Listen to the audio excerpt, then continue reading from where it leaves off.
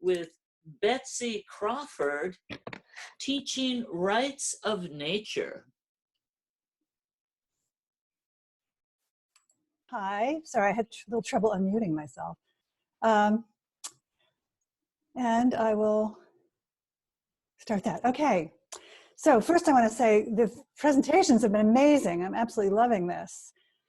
So my project is developing a curriculum to teach about rights of nature.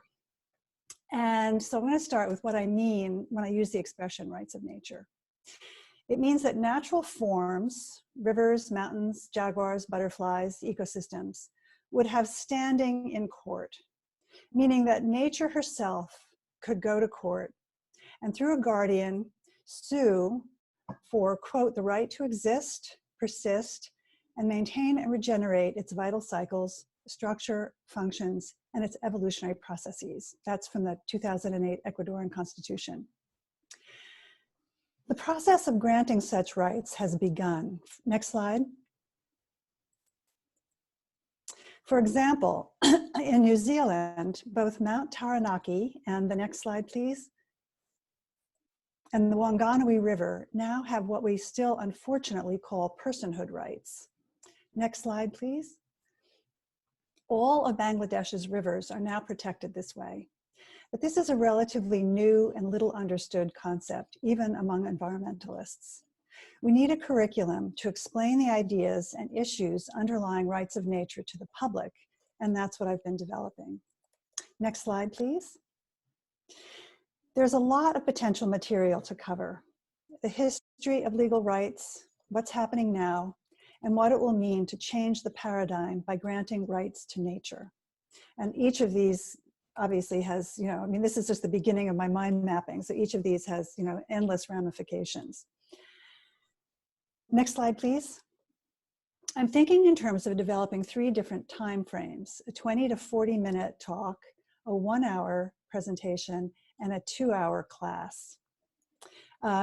So the 20 to 40 minute are the pink tags. The 1 hour presentation would include the pink and the purple tags. And then the 2-hour presentation includes all of it. And then I'm now working on the 2-hour presentation with the idea that it can be whittled down to suit other circumstances. Right now, we're at the point where few people know what rights of nature means, or that it's beginning to happen in many places in the world. So the primary purpose is to explain the concepts and how they are being implemented. Allied with this is the desire to imbue participants with the passion for the goal of moving our legal system to include rights for nature. I have a mentor in this project. Tracy Apple is the head of curriculum development for the Pachamama Alliance, and I've loved participating in Pachamama programs. Tracy said something that I think is of paramount importance. Our aim is not to fill people's heads with a list of facts, but to make our case emotionally irresistible. In Pachamama workshops and classes, this is never done by nonstop talk.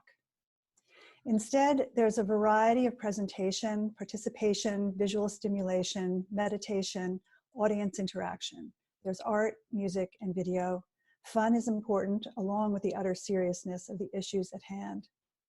The presenters are people who, as Tracy says, embody the issues they care so much about. So that means that their inner activation is transferred to the audience. All this ends by not only educating people, but also by inspiring them to go out and embody the issue themselves. Next slide, please.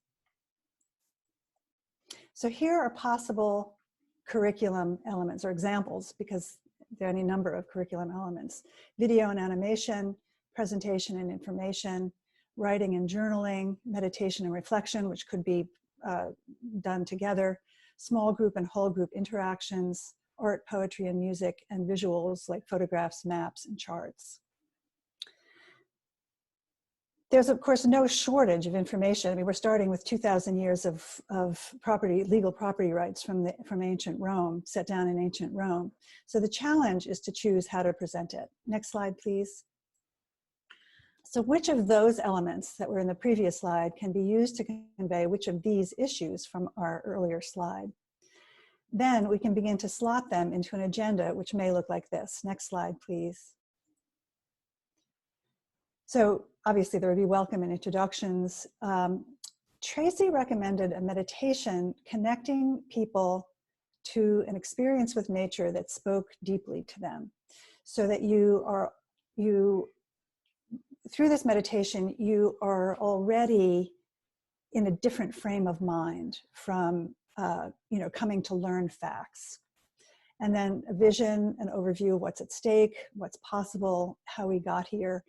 And again, she recommended that when I work on how we got here, that I go back to what was once whole and complete, so that our ancient and present indigenous wisdom, which we have in our bones, it was not long ago that we were all indigenous, where we saw natural forms as equal participants in life on Earth. And then that thinking, which was overcome by Western concepts of property rights, which we are struggling with, in spades today. So then, moving then into the case for the legal rights of nature and what started to shift, like what's happening that's making that shift, and the progress that we've made. And among the most important things in this is the power that shifting this paradigm is going to unleash.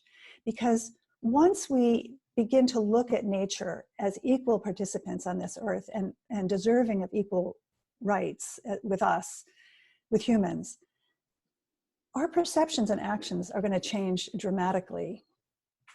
And then, as leaving before the closing, what can people do to further this action, to further this cause?